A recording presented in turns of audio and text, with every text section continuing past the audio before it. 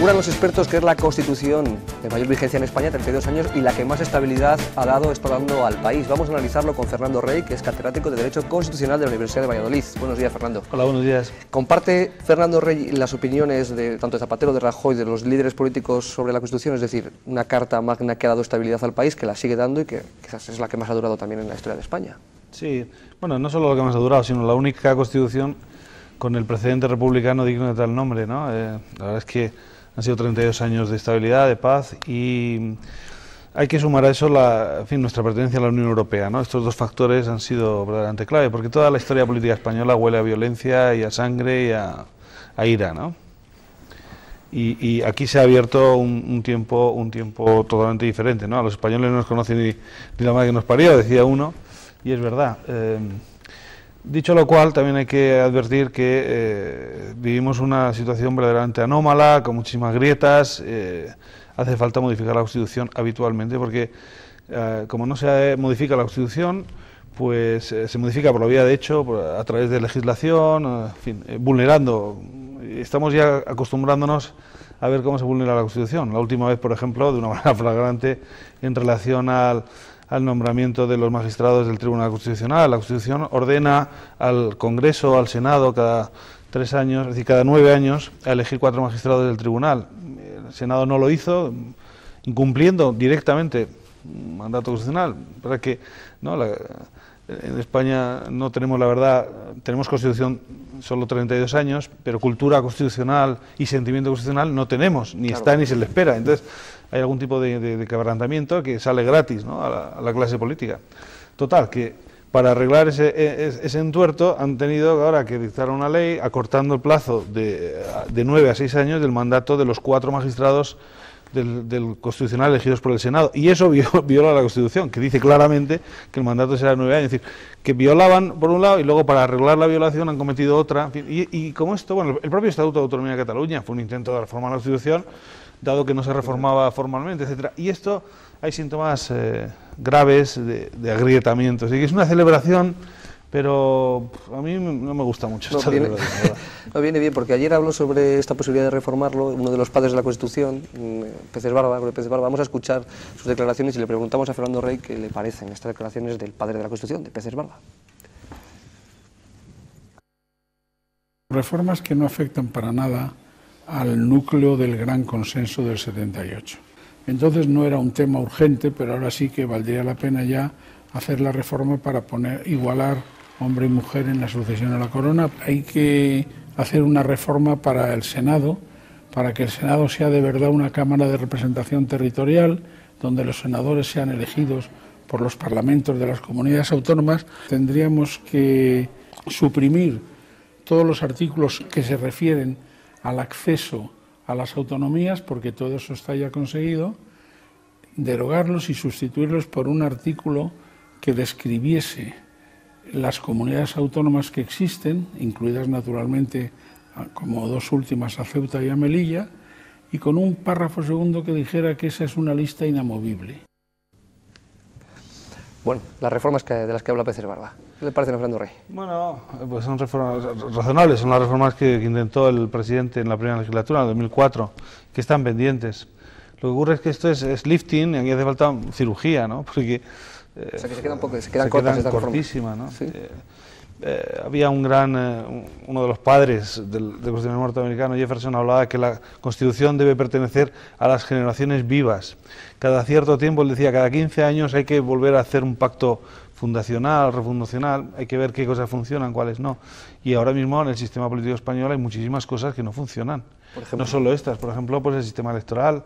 Tenemos un problema de asfixia por parte de las élites de los partidos políticos de la vida política, de un modo absolutamente intolerable, que sí tenía sentido en el año 78, porque había que poner en marcha un sistema democrático y se hizo con mucha inteligencia y sensatez.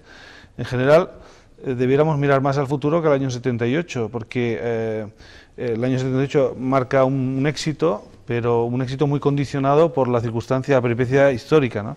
Ahora podríamos hacer otra cosa. Tendríamos, por ejemplo, que seguramente abrir un sistema electoral de listas abiertas, tendríamos que repensar, por ejemplo, el Poder Judicial, el Consejo General del Poder Judicial. También hay aquí síntomas de agrietamiento, el modo de designar los altos cargos, bueno, por supuesto, el tema autonómico del que tantas veces hemos hablado aquí, etcétera, ¿no? O sea que realmente, si os fijáis, prácticamente todos los poderes necesitan un abordaje, ¿no? Y el problema ya no solamente es la Constitución, el problema es que la Constitución necesita una clase política a la altura del tiempo histórico, ¿no? Y esto es lo que tampoco tenemos, porque nos encontramos con una clase política más atenta al cálculo electoral, con una dificultad crónica de ponerse de acuerdo en asuntos de gran calado. Entonces, por eso, desde luego no se dan las condiciones para ese gran acuerdo histórico, mucho menos en este año electoral, este año y medio electoral, ¿no? Pero en algún momento tendremos que abordarlo, porque si no la Constitución va a ser, pues esto, como esas personas, como los expresidentes, ¿no? El jarrón chino, ¿no? Todo el mundo dice qué bonito, pero no sabe dónde ponerlo, porque molesta en cualquier lado, ¿no? ¿Qué os parece, tertulianos? El sistema americano de las enmiendas que han ido implementando sucesivamente desde la creación de la Constitución americana en el siglo XVIII hasta el presente, ¿sería un sistema eficiente para España?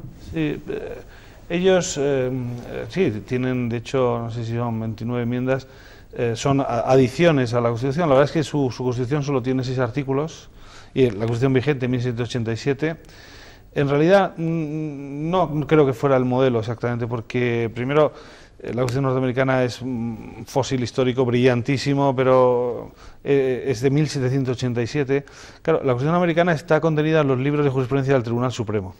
Realmente el Tribunal Supremo Federal ha ido cincelando y ha ido concretando y en realidad desarrollando lo que se dice ahí, ¿no? O sea que si quisiéramos ver cuál es la Constitución norteamericana hay que ir al Tribunal Supremo Federal.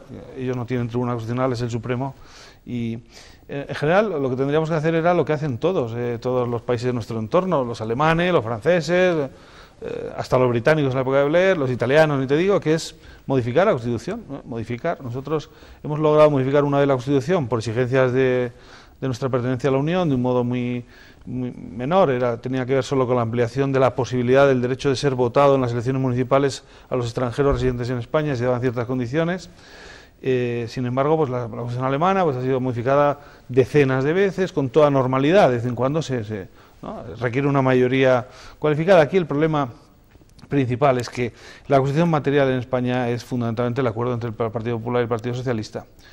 Ellos juntos llegan al 80% de los escaños y de los votos de todo el Estado. Es decir, este país necesita, desde el punto de vista económico, la emergencia económica, y desde el punto de vista constitucional, necesita el acuerdo entre el PP y el PSOE, ¿no? O sea, lo que no podemos permitirnos es el lujo de que estén permanentemente a la greña. O sea, tienen que distinguir los momentos en los que tienen que competir, efectivamente, y tienen que darse cuenta de los momentos en los que tienen que colaborar. Y ahí es donde falta esa inteligencia política, esa finura. Mucho me temo que no tenemos una clase política a la altura del tiempo histórico, ni está ni se la espera, ¿no? El modo de reclutamiento de la élite política en España pues también es muy discutible, estamos viendo que ha empeorado. En fin, o sea que yo creo que hay muchas cosas para celebrar, pero también hay lo que ahora los politólogos han venido a llamar la calidad de la democracia a partir de ciertos indicadores o índices. Hay ahí síntomas de grietas preocupantes, ¿no? Preocupantes. No solo desde el punto de vista económico España está en crisis, ¿no? También hay una cierta crisis constitucional. Al final, por lo que estás planteando, habría que casi que plantear una asamblea constituyente nueva. Sí, pues... Porque de raíz está el sistema de partidos políticos consagrado, eso está consagrado en la Constitución, y eso es lo primero que había que cambiar. Claro, el problema es que muchas de las reformas estructurales que hacen falta, por ejemplo el sistema electoral, solo pueden cambiarlo aquellos partidos que son los beneficiarios del sistema. Entonces no lo van a cambiar por sí mismos, salvo que hubiera, en fin, un estado de opinión pública tan abrumador que eso les hiciera conmoverse, ¿no? En realidad, digamos, la clase política va relativamente cómoda con las reglas del juego, ¿no? Lo que ocurre es que no va bien, ¿no? Me preocupa, por ejemplo, la falta de rendición de cuentas, la falta de transparencia, el excesivo poder que acumula el presidente del gobierno, no solo el actual, todos, ¿no? Lo vimos en la época de Aznar, con la política hacia Irak, realmente era él solo, ¿no? Ni su propio partido lo apoyaba. Sin embargo, ni un solo diputado votó en contra O sea, esto no puede ser. En Gran Bretaña dimitieron varios ministros. La situación ahora mismo que vemos de crisis enquistada, ¿no?, en relación al gobierno, no hay flexibilidad en los procedimientos, ¿no? Hay mucha tosquedad. Muchos de los problemas no son solo de la Constitución, de la norma, del texto, ¿no?, sino también de cómo se vive, cómo se aplica la Constitución, y hay ciertos entendimientos en la vida política española que debiéramos revisar en algún momento, ¿no? Yo no diría sustituir esta Constitución por otra, pero sí hace falta una revisión en profundidad, no solo esos puntos que, por supuesto, habría que abordar, sino muchísimo más. No tiene sentido. Si tratas el tema del sistema electoral, o como planteaba Peces Barba, cambiar los artículos de las comunidades autónomas, empiezas ahí y empezamos a hablar del Estado federal, confederal, asimétrico, simétrico, y entramos a una definición totalmente diferente de lo que pueda ser España. Sí, no, posiblemente haya que abordar, desde el punto de vista federal hemos hablado aquí, o sea, desde el punto de vista territorial, ¿no?, hemos hablado de la posibilidad de desembocar en un Estado federal. Posiblemente, claro, el sistema político de cualquier país no solamente es un intento de racionalizar el poder, sino también es memoria, es historia, hay ciertos condicionantes que nos vienen dados. Y eso es difícil superarlo. O sea, yo estoy aquí haciendo un ejercicio de lo que debiera hacerse sin tener en cuenta lo que nos viene dado y es muy difícil cambiarlo. El mapa autonómico es una catástrofe lo que tenemos. No puede haber 17 comunidades autónomas.